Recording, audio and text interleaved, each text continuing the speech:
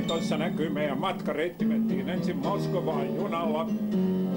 Ja siellä oltiin Moskovassa jonnin aikaa. Ja menimme sieltä edelleen sitten junalla Kostromaan. Tässä tämä juna nyt sitten saapuu.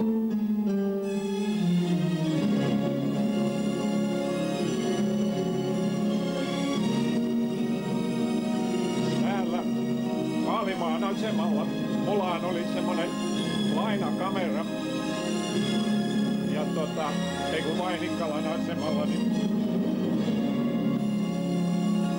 multa putosi taskusta se kamera ja mä pelkäsin, että siinä meni linssiin, tuli pikkuinen särö ja se vähän niin kuin koko ajan kaiveli, että mahtaisi tässä tulla kunnon kuvaa. Ja nyt niin kuin tunnettu Viipurista, silloin oltiin Brezhneviläistä aikaa siellä. Monsieur Brezhnev poseeras Viipurin asema.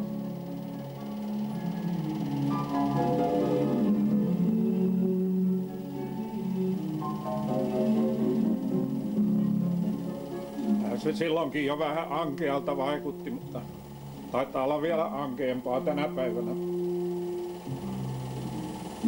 Now Moskovaan saavutaan. Tämä oli meikäläisen ensimmäinen visiitti täällä ihanassa itäisessä naapurissa. Piti ottaa noita kuvia moskovalaisia asuntoalueita siinä. Täällä me nähtiin sitten tuttujakin. Moskovan asemalla tullut tässä hyvinkääläisiä tuli vastaan.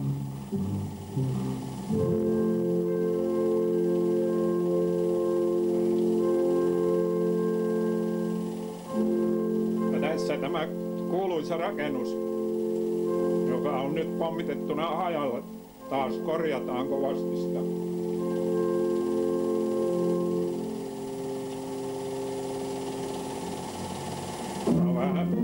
Saavuttiin aamulla Kostromaan, oli tämmöistä vähän sumuista.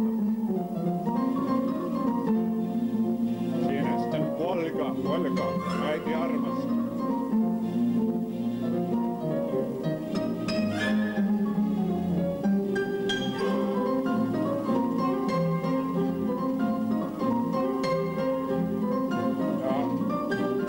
Ja siinä nämä normaalit tervetuliaisseremoniat. Kaupunginjohtaja tämä Harmaatukkanen ollaan vissiin toimeenpanevan komitean kokouksessa. Ja tässä on kaupungin arkkitehti Punahammeinen. Meitä huvitti, kun liput laskettiin heti kun me oli lähdetty pois, niin ei meillä pidetty pitkää liputusta. Hyvinkäällä Herra Jumala pidetään koko viikko.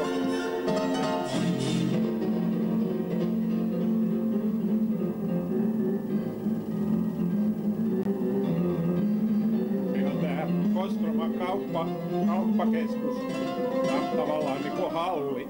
Se on hallin tapaisia myymälöitä.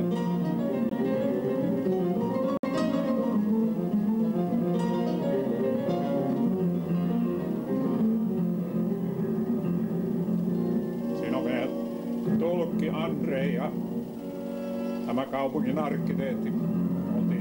Lähdettiin niin kuin tutustumiskävelylle Kostroman keskustaan. Kaunista ilman, tuolla on tämä valokuva ja meillä oli virallinen valokuva ja kaiken aikaa saatiin sitten albumi. Tuossa on paloasema takana.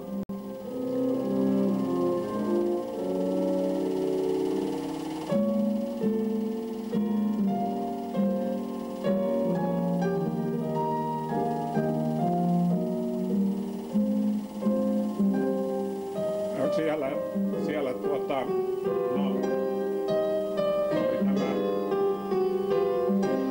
ooperasankarin vatsas siellä ylhäällä. Tämä. No. Ei sen nimi ole ollut, mutta kun en mä muista taas nimeä näin yhtäkkiä.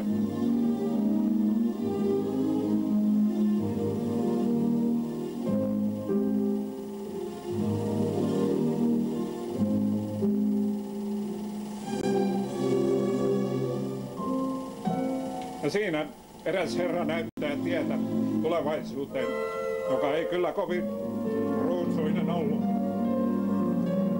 Sopisi kääntyä vähän ympäri. Monsieur Lenin.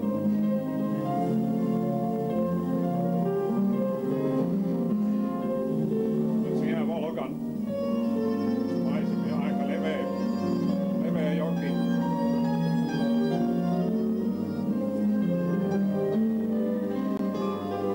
Siellä oli tämä luostari takana näkyvissä, jossa tullaan myöhemmin käymään.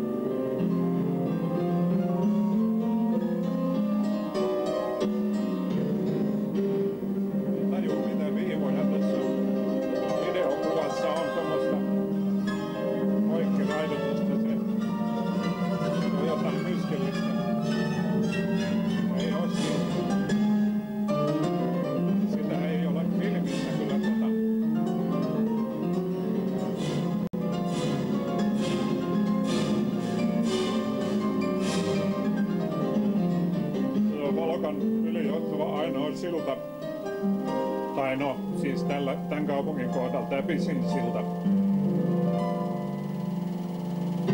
Tämä on toispuolta jokkeen. Siellä on yleinen uimaranta tuossa. Ja toi oli tämä uusi hotellirakennus, joka oli silloin työn alla ja monta vuotta kai siitä eteenpäinkin vielä. Täällä oli trolleibusseja täällä Kostromassa.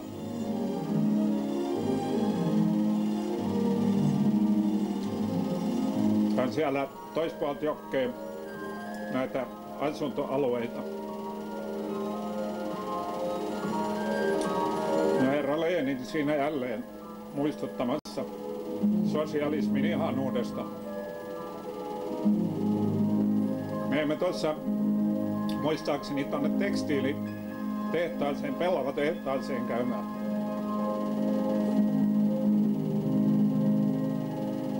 Asetehtaisiinhan meitä ei viety. Niitähän siellä on aika paljon. Mä myöhempi seurue, kun kävi muutama vuosi sitten, niin pääsi sitten asetehtaissakin käymään.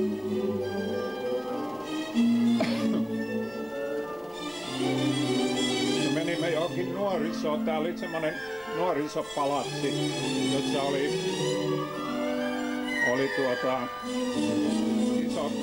iso sali, koripallosali.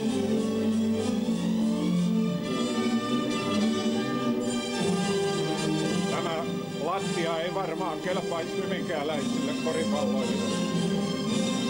Ovat niin paljon grantumpia. Mä kuulin aamulla siellä ennen virallisen ohjelman alkoi. Tuossa on se hotelli, missä me asuttiin muuten silloin. Mitä siinä mahtaa lukea. Ja läänin puolueen päämaja tuossa oikealla.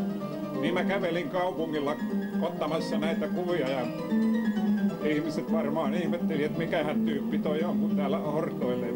Onneksi ei miliisi tullut kuitenkaan pysäyttämään. Niin kuin näkyy, niin tuossa on just aamulla pesty puhtaaksi noita käytäviä. Siellähän kulki semmoinen pesuauto. Aha, siinä ollaan aamupalalla ja kaupunginjohtaja kysyy siinä tietysti, että saisiko olla niinku vodkaa tai konjakkia. Molempia tarjottiin samasta lasista ja ryypättiin samalla lailla.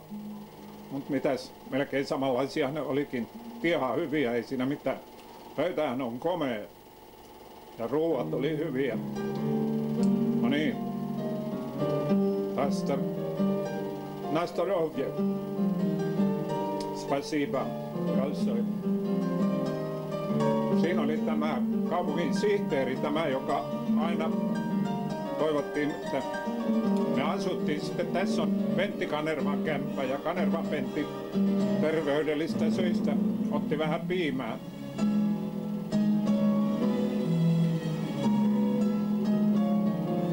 Pentti ja minä asuttiin siinä kerroksessa ja Kaspatin Pertti Hurten oli kerrosta ylempänä, kun hän oli sosialisti eli kommunisti, niin hänelle annettiin vähän huonompi huone kuin meille. Pentillä tietysti oli paras huone, mulla oli toiseksi paras. Siinä on keskusradio, you know.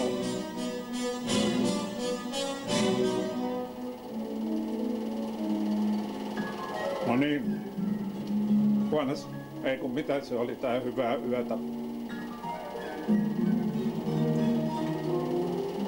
Tässä on mun kämpästäni sisäkuva. Ihan siisti kämppä, ei siinä mitään. Tässä mä luin siihen aikaan jotain matkalukemista. Siinä oli, tää oli sitä aamukävelyllä otettua kuvaa, kun mammat puhdisti katuja. Työvoimaa oli hyvin runsaasti eikä ollut työttömyyttä. Tosin teho nyt ei ollut ehkä kaikkein kehuttavia. Siinä on vähän rakennustekniikasta kuvia.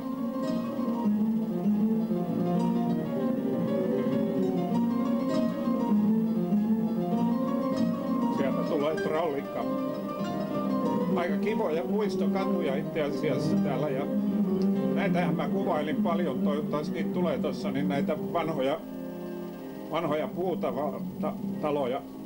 No, Katariina Suurenajoelta peräisin suuri osa näistä taloista. Se on eräänlainen rikkaus Kostromalle, mutta se on myös eräänlainen rasitus, kun niitä pitää yrittää säilyttää näitä vanhoja taloja.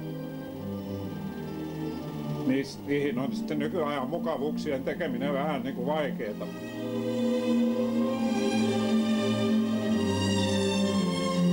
Siinä oli joku julkinen rakennus.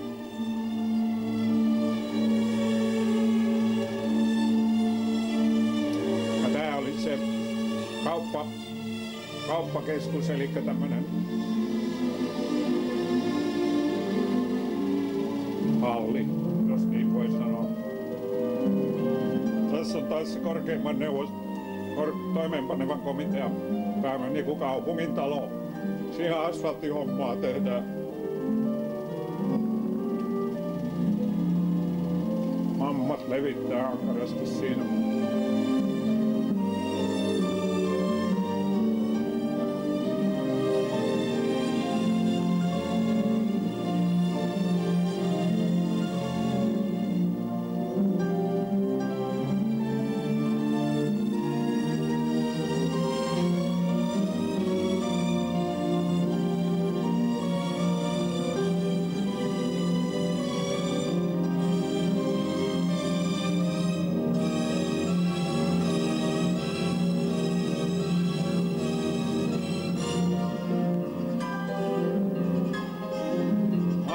Herra Tsaikovski käynyt täällä Kostamassa, en tiedä.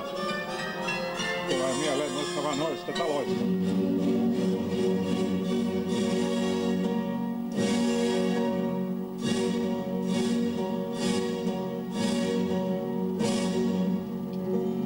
Kauniita puuleikkauksia noissa ikkunanpielissä.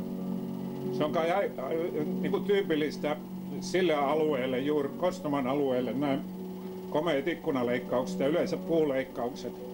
Niitä oli siellä museossakin oikein näytteillä paljon, mutta niitä näkee tässä ihan luonnossa. Kiva, että ovat vähän maaliakin käyttäneet, saa niin kuin korostetuksi noita rakenteita. No, sieltä vähän kurkistetaan, että kuka siellä nyt vakoiloopi. No, näitä on tullut nyt vähän runsaanlaisesti näitä taloja tähän, mutta ne niinku viehätte mun silmääni silloin aamukävelyllä, kun virallisen kierroksen. Mä otin noista reunakivistä vähän kuvaa, kun ne oli aika rapaantuneita, ja sitten kun kostromalaiset kävi Hyvinkäällä ja kattelin tätä mun filmiä, niin seuraavana vuonna, kun tuli porukka Hyvinkäälle käymään, niin kysyivät, että voisiko ei nähdä, minkä lailla teillä tehdään näitä reunakiviä. Mulla oli vähän huono omatunto, että tuli otettua vähän close-upia. Mä taisin vähän poistaa tuosta filmistä niitä lähikuvia tästä reunakivestä. Ei siinä mitään. Me näytettiin sitten Hyvinkäällä, minkälainen meillä tehdään. Tässä me ollaan käymässä semmoisessa teknillisessä oppilaitoksessa. Siinä on koulun rehtori tuossa. Näillä oli aika paljon omatekoisia näitä laboratoriovälineitä, ja siinä mielessä ihan hyvä, että oppivat itse tekemään. Jaha, ja sitten ollaan niinku huvipuistossa.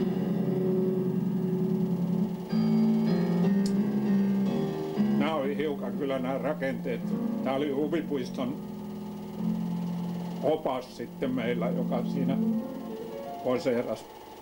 Nämä on jotenkin vähän liikuttavia nämä rakenteet täällä, mutta kai ne asiansa ajaa.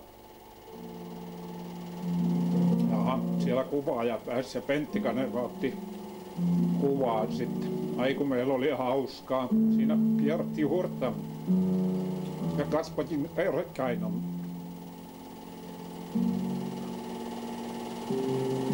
No, että tämmönen tapaus.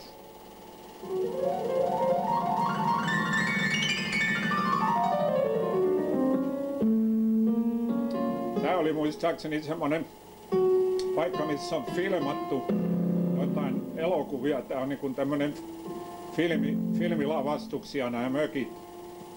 Aika kivoja sinänsä. Aha. Siinä ollaan ryhmäportretissa. Me taas palattiin sieltä ja mä otin taas kuvaa näistä.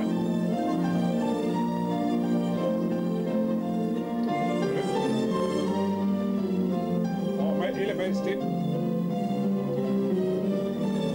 lähdössä tuonne luostariin mennään. Niin kuin näette, niin tuossa on sateenkaari tuossa ylhäällä. Se ei ole luonnossa, vaan se on siitä linssistä johtuvaa.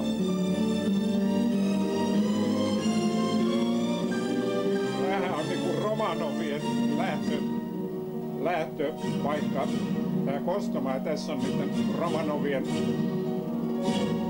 hovia.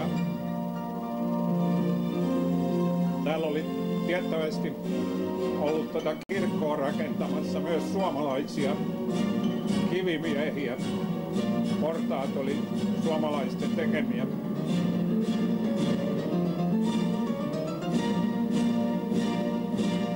Tänne oli siirretty vanhoja puukirkkoja siltä alueelta, kun Kostoman yläpuolelle padottiin Volgaa, tehtiin tekojärvi siellä, kun sinne Tekojärven alle uhkasi jäädä näitä puurakennuksia, niin ne siirrettiin tänne Kostomaan tämmöinen niin kuin museoksi.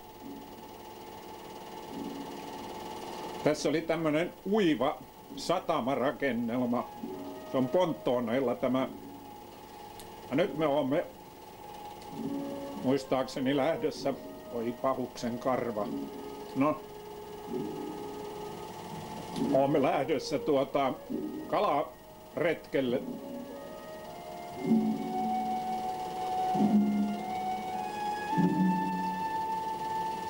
Mennään nimenomaan sinne Tekojärvelle kalaa. Ei, me ollaan vissiin menossa voimalaitokselle. Nyt mä taidan muistaa väärin. No, se selviää pian. Tuossa on näitä kostomalaisten datsoja tuossa rannalla. Huviloita.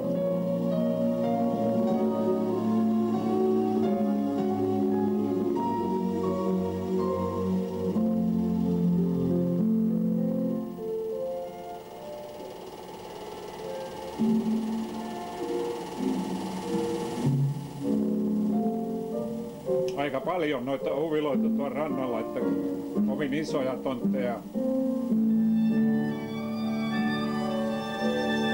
Joo, mennään sinne voimalaitokselle, missä noin 150 metriä korkeita noin piiput.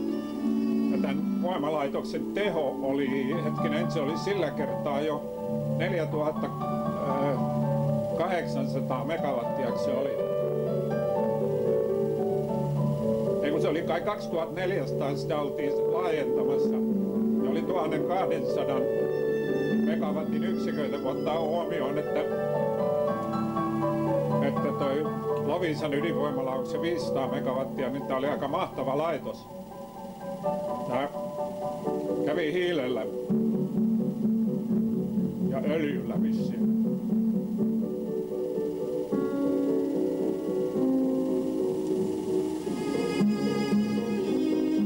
koettiin vähän silloin, että me saatiin ihan vapaasti siellä kuvailla, että Neuvostoliitossa oli silloin jo aika vapaata sitten kuitenkin, että voi voimalaitoksessakin ottaa kuvaa. Ehkä me oltiin sen verran luotettavia tyyppejä. Tää on sitten tätä voimalaitoksen asuinaluetta. Se on selvä, että semmoinen laitos jo tarvitsee pienen kaupungin tavallaan niin kuin ylläpitääkseen. Täällä laivalla me laulettiin tullessa Volga Volga Matra Dassin ja minä vetelin, että paha oppi paimenessa pikkutytön kumminkin. Ne kävi ihan hyvin siihen lauluun. Tässä on. Ja nyt me ollaan matkalla sinne kalareissulle. Ja tässä Kanervan Pentti pelasi Moskovan edustajan kanssa shakkia. Taisi se Pentti voittaa.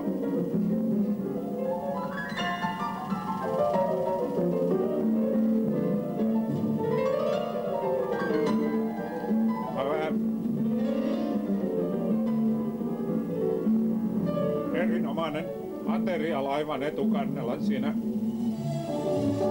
terassilla. Siinä apulaiskaupunginjohtaja Kostoman apulaiskaupunki Koljeka.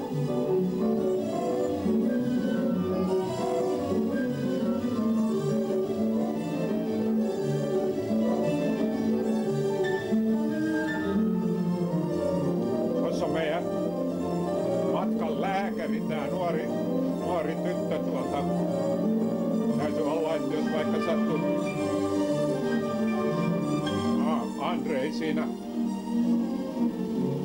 keottelee, siinä kannettiin puita ja tehdään kalakeittoa, kun ne kalat, jotka siinä on se lääkäri tässä keskellä. Ja mitä hän tarkoittaa? Oli vähän koleaa siellä, mutta kyllähän se vodka tietysti lämmitti sielläkin.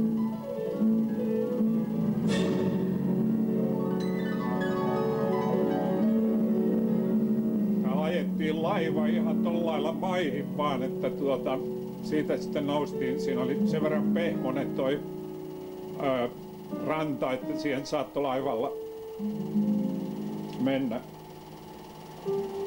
Sitten mennään kokemaan pyydyksiä. En tiedä, tuli vähän mieleen, että olikohan ne valmiiksi laitettu ja sinne siellä valokuvaaja taas ottaa meistä kuvaa sitten.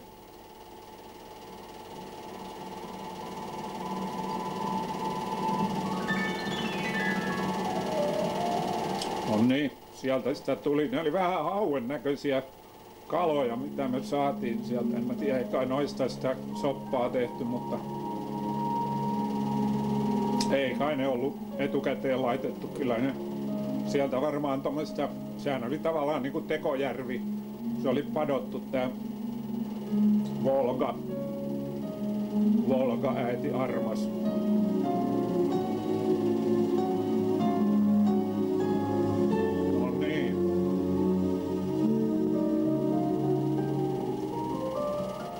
Koljeka siinä näyttelee komeita kalaa. No vähän, en tiedä, hauen näköisiä, mutta ei ne ihan haukia ollut. En tiedä mitä. Niin, tässä meillä on katettuna sitten erinomainen ateria. Siinä Koljeka on uimassa, ei siellä niin kylmää sentä ollut, että hän pystyy uimaankin.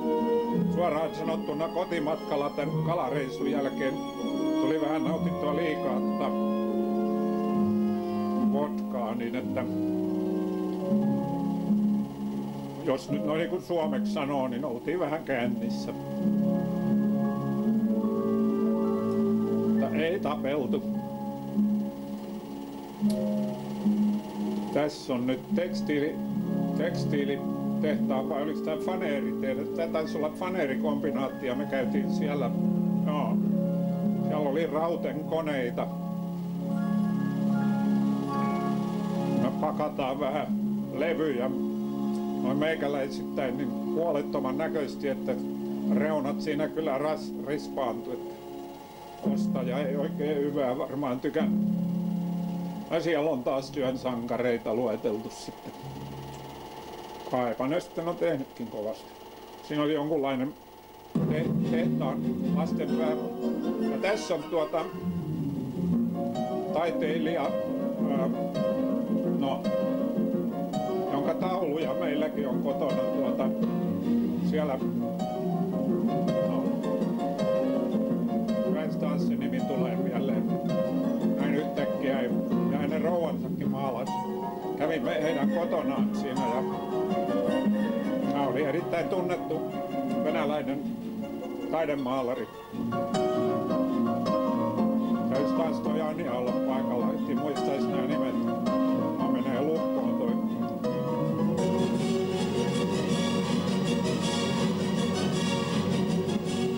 Tässä mentiin sitten käymään tavaratalossa.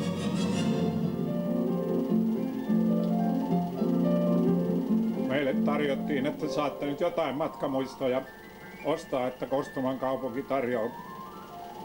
No, hiukan vaikeeta oli keksiä, mutta kai me jotain tuotiin.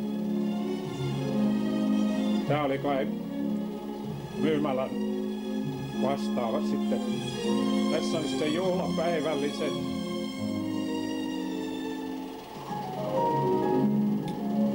Jossa pidettiin puheita ja skoolattiin ja kun näkyy, niin tarjoilu on runsasta. Kyllä siellä nyt muutakin juotiin kuin vissyvettä. Siinä nyt vaan skoolataan.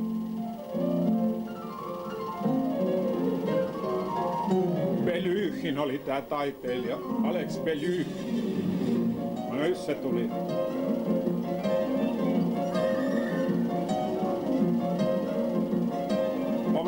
Komea se puuleikkaus tuolla tai tommonen kollaassi puusta tuossa lopussa. Jaha, no niin, päättyi tämäkin Kostoman retki, että kiitoksia vaan kärsivällisyydestä.